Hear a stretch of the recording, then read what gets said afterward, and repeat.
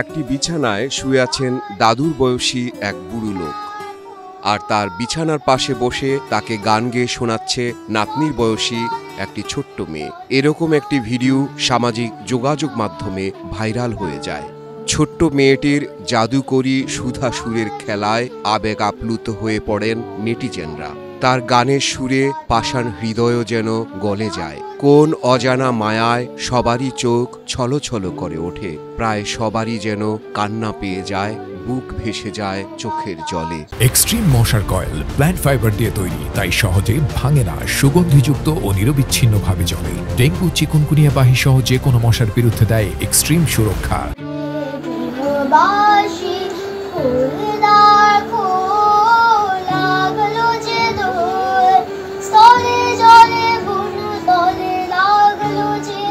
প্রথমে একটি রবীন্দ্রসঙ্গীত, পরে অন্যদের অনুরোধে আরও একটি দ্বিজেন্দ্র গীতি। দুটোই দারুণ গেয়েছে মেয়েটি। ভিডিও ভাইরালের পর মুখে মুখে রটে যায় মেয়েটির গুণের কথা। নেটিজেনরা যে যার মতো প্রশংসায় মেতে ওঠে। কমেন্টে কমেন্টে সয়লাভ হয়ে যায় সামাজিক যোগাযোগ মাধ্যম। এমনকি মেয়েটির পরিচয় নিয়ে নানাজন নানা রকম বানানো গল্প ফেদে বসে। এই বিভ্রান্তি দূর করতে বাংলাদেশ প্রতিদিনের পক্ষ থেকে যোগাযোগ করা হয় মেয়েটির বাবা প্রখ্যাত মণিপুরী শাস্ত্রীয় সঙ্গীত শিল্পী সুরজ কুমার ওরফে সুরজ কুমার ওয়াংখেইরাকপামের সাথে। তার কাছ থেকে জানা যায় শিশু শিল্পীর আসল নাম পরিচয় সহ ভাইরাল হওয়া সেই ভিডিওর পেছনের গল্প।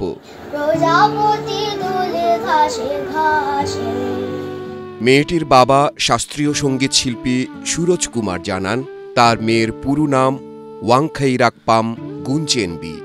গুনচেনবির বয়স 9 বছর। এখন সে 4র্থ শ্রেণীতে পড়ে। ভিডিওতে তার পাশে বসে থাকা যমজ বোনের মতো যে বোনকে দেখা গেছে, সে তার বড় বোন। তার নাম ওয়াংখেইরাকপাম হ্যান্থুই। বয়স 12 বছর। পড়ছে 7ম শ্রেণীতে। গুনচেনবি আর হ্যান্থুই দুই বোনই কলকাতার দ্য মডার্ন একাডেমি স্কুলে পড়াশোনা করে।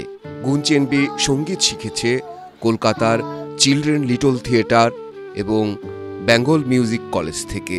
আর হ্যান্থুই মণিপুরী নৃত্যে সিসিআরটি প্রতিভা স্কলারশিপ পেয়েছে, যা দিল্লির সংস্কৃতি মন্ত্রণালয় থেকে দেয়া হয়। তারা দুজনই মণিপুরী নাচ শিখেছে তাদের মায়ের কাছে। তাদের মা সঞ্জেনবাম করুণা দেবী একজন জাতীয় পুরস্কার প্রাপ্ত তরুণ মণিপুরী নৃত্যশিল্পী। তিনি ইম্ফলের JNMDA থেকে নাচ শিখেছেন এবং পরে বিশ্বভারতী শান্তিনিকেতন থেকে স্নাতক ডিগ্রি অর্জন করেছেন। একই সাথে তিনি 1996 থেকে 2002 সাল পর্যন্ত গুরু রতন থিয়ামের অধীনে কোরাস রিপার্টরি থিয়েটারে নৃত্যশিল্পী হিসেবে কাজ করেছেন। জনপ্রিয় মণিপুরী গায়ক সুরজ কুমার আরও জানান, এই বছরের গ্রীষ্মের ছুটিতে তারা সবাই মিলে গুরুজি রতন থিয়ামের সাথে দেখা করতে গিয়েছিলেন।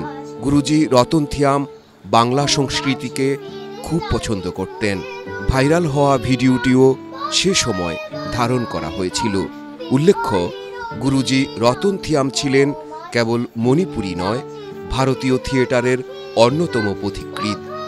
তিনি গত 22 জুলাই দিবাগত রাতে মণিপুরের ইম্ফলের রিমস হাসপাতালে চিকিৎসাধীন অবস্থায় মারা যান। ভারতীয় থিয়েটারের অন্যতম উজ্জ্বল নক্ষত্র গুরু রতন থিয়ামের প্রতি শোক জানাতে স্মৃতিতে থাকা গুনচেনবির গাওয়া সেই ভিডিওটি শেয়ার করেছিলেন শিল্পী সুরজ কুমার।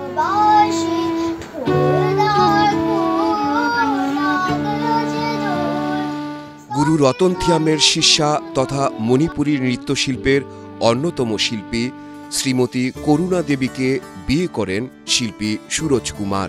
পরে তারা দুজনে কলকাতায় বসবাস শুরু করেন। এখন শিল্পী সুরজ কুমার কলকাতায় অঞ্জিকা সেন্টার ফর মণিপুরি ডান্স নামের একটি নৃত্য বিদ্যালয়ে জ্যেষ্ঠ পদে কর্মরত আছেন। এই প্রতিষ্ঠানটির পরিচালক হলেন সঙ্গীত নাটক একাডেমি পুরস্কার প্রাপ্ত শ্রীমতী প্রীতি প্যাটেল।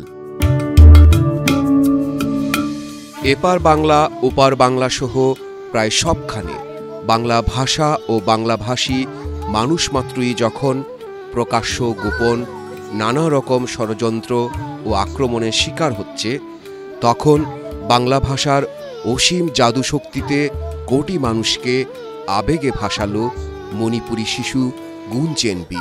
এই আগ্রাসী আকালে গুনচেনবির বাংলা ভাষায় গাওয়া ওই অমৃত সুধাসুর পৌঁছে যাক আরও বহুদূর, দূর করুক বাংলাভাষীদের আত্মঘাতী বিভ্রান্তি আর শতবর্ষের কুম্ভকর্ণ ঘুম।